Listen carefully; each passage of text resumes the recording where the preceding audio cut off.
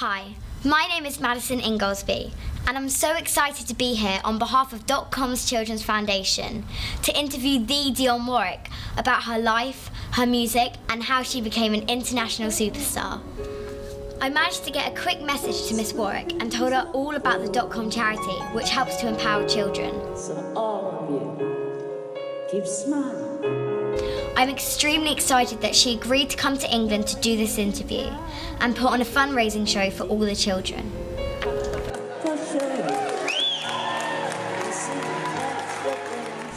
Miss Warwick, on behalf of everyone at Dot's charity, thank you for agreeing to do this exclusive interview for us today and for the children.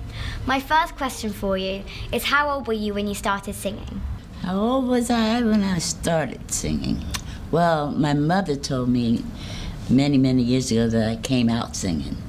But I sang for my grandfather in church at the age of 6. That was the first personally performance, if you will, for lack of a better word, where I sang in front of a congregation of people, and it was wonderful. I didn't want to. My grandfather, who was a minister, he called me out of the congregation. He says, "Dionne, come to the pulpit," and I did. And he says, "I want you to sing for me." And I looked at him like he lost his mind. I said, "What do you want me to do, Grandpa?" He said, "I want you to sing for me." I mean, it was terrifying. He stacked some books up so that I could stand in front of the lectern. And I closed my eyes as tight as I could get them. And he says, "Well, I want you to sing the song that you do and lead in Sunday school." And that song was "Jesus Loves Me." So I started singing it, and very nervously, I must add. And then all of a sudden, I could hear people within the congregation start saying wonderful things like, "Oh, how lovely. Oh, yes, baby, sing it. Oh, it's so nice to hear you." And all of a sudden, I opened one eye to see what they were doing. And they were really smiling, and they were very pleased with what I was giving to them. And then they opened both of my eyes. And that's when I said, "Oh, yeah, okay, I got you now." And I finished the song, and I was literally, well, that was my first standing ovation. So you had quite a lot of fun then? Oh, it was wonderful. Did you know you had a special talent when you first started singing? Well, I knew that I probably would sing, that's for sure. I come from a family of singers. So as the old saying goes, and you don't even know the saying, maybe you do though, the apple doesn't fall far from the tree. Well, that seems to be predestined for me. Every member of my family sings, so here I am. When was your first hit record, and how did it happen? My first hit record was called "Don't Make Me Over," and that was in 1962. I hate saying that, but it was in 1962, and well, through the blessings of God and a few other responsible people, I haven't looked back since. So that was my first. Did you have fun making it? I had a ball making it. It's very exciting to know that you're making a recording that you might, no guarantee, but you might eventually hear on radio. And fortunately, mine was played on radio. When you were a little girl growing up around entertainment, was it hard to do your schoolwork? No, it was not difficult to do schoolwork at all. I must tell you why. My mother. Education was the primary. And no matter whatever came after that was fine. But education was primary. So I had no problems doing homework or schoolwork. That was the first thing we had to do. And then everything else followed. I did everything that other kids were doing. I did the normal things. I was in the choir at school. I played baseball in the middle of the street like everybody else. I did hopscotch. I jumped rope. I did all the things that kids do. But education came before everything else. That's like what my mum says. I know it is. What was your favourite subject? Math. Math. Yeah, numbers. And most people look at me like I'm crazy when I say math, of all things. My dad told me at a very early age, fairly around the same age as you are, and he says, well, why do you like numbers so much, Dionne? I said, I don't know, there's something very fascinating about being able to add and subtract and divide and multiply. He says, you go far with that too. He says, so I want you to keep that up, and always to keep this in mind. Those numbers, you treat them like it's your money. You'll always be on top. Did people ever tell you that you would never be a singer? No, fortunately, nobody ever told me that. I suppose it was because everybody that knew me knew of my family, and they knew that everybody in my family sang. So it would have been kind of far-fetched if anybody said, oh, you're never going to be a singer. And they may have said, I'm never going to be a dancer. But singer, no, they never came there. Whitney Houston was your cousin, and like you, very, very famous. How did you help her when she was a little girl? The only thing I ever told her is I'll even tell you this, always be who you are. You cannot be somebody else. It doesn't make sense. You don't want to be like anybody else anyway. You don't be who you are at all times. And that's the only thing I ever said to her. Can you tell me and everyone how you feel about singing with your very talented son, Damon? It must be very special for you as a mom. Well, with Damon, I sing. Just recently I started singing with Damon.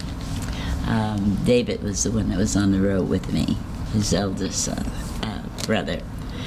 But Damon has proven to be an incredible producer of recordings. In fact, the last three CDs, Damon produced. I just did a duet with him on a song that he wrote for a film, Let There Be Light. And it's a magnificent song, and he sounds incredible on it. And he's just decided that he's going to start his own singing career, which I'm very thrilled about, and it seems to be taking off.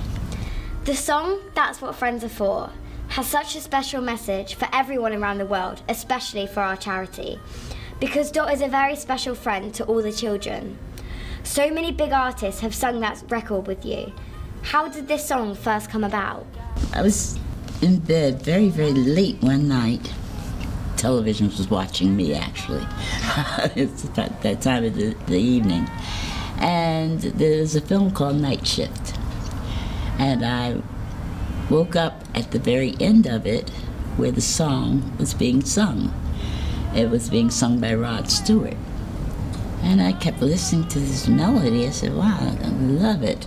And then the words started coming in, and I didn't know who had written the song. Ironically, I was working with Backrack and his wife at that time, Carol Blair Sager, to go in the studio. And I just left their home that afternoon, and they were playing different songs for me. And the song itself literally woke me up, so I watched the crawl for the credits and saw, oh, Bert and Carol. I'm going to see them again tomorrow. Why didn't they give you this on here? So when I got to their house, I asked them, I said, there was a song I heard last night that you two wrote. I said, oh, really? I said, yeah, That's What Friends Are For? And Carol, I think she really should be a comedian. She said, oh, well, now 4 people know that song. I said, what are you talking about? She said, yeah, Bert, me, Rod, and now you. I said, well, let's let a lot of other people hear that song, because that's a song that means an awful lot to me. Friendships to me, very much like the blood that runs through my veins. They're very, very important to me. And I feel so blessed to be able to say that I got more than these many friends. More. Really true friends. People that I know, if anything goes down, that I can pick up the phone and say, hey, I need you, and they're there. That's how I got That's What Friends Are For, the song itself. I ran into Elton John in a grocery store. He was in the supermarket shopping for a party he was throwing for his manager, who was his manager at that time. Gladys is we may as well have been born out of the same mommy. She's a very, very dear, dear friend of mine. I called her on the phone. I said, Gladys, what are you doing tomorrow? She said, nothing. I said, yes, you are. You're recording. I called Stevie, who happened to have been in New Jersey. I was in California at the time. And he was visiting with his children. And I called him. I said, Stevie, when are you coming home? He said, well, I'm thinking about coming home later on tonight. I said, oh, wonderful. Well, tomorrow night you're going to be in the studio with me. He said, okay. And let's just start it off with Elton. I asked him, I said, well, what are you doing tomorrow? He said, oh, well, I'm just planning this party for my manager, which is not tomorrow, but the day after. I said, well, will you come and record with me tomorrow night?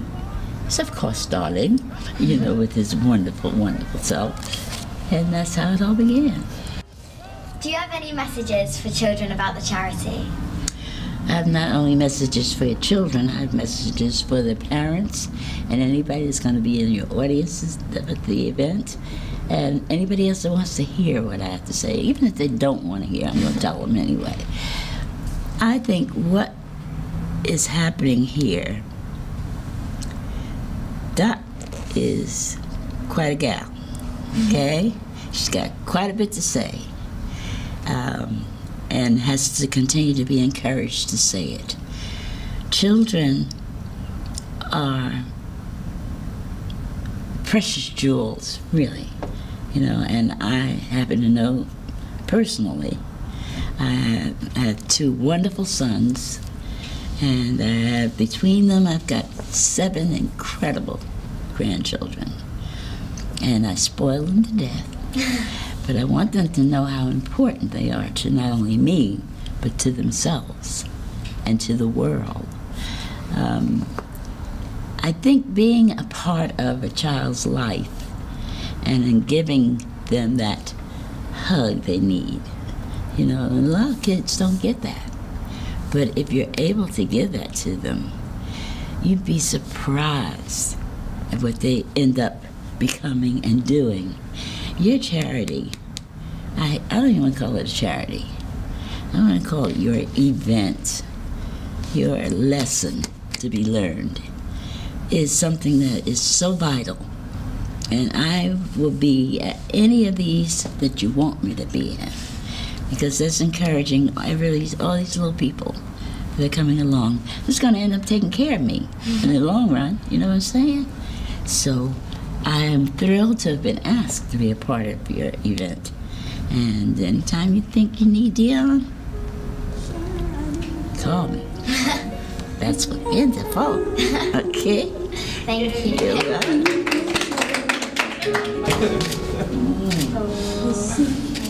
That's what friends are. God bless all of you.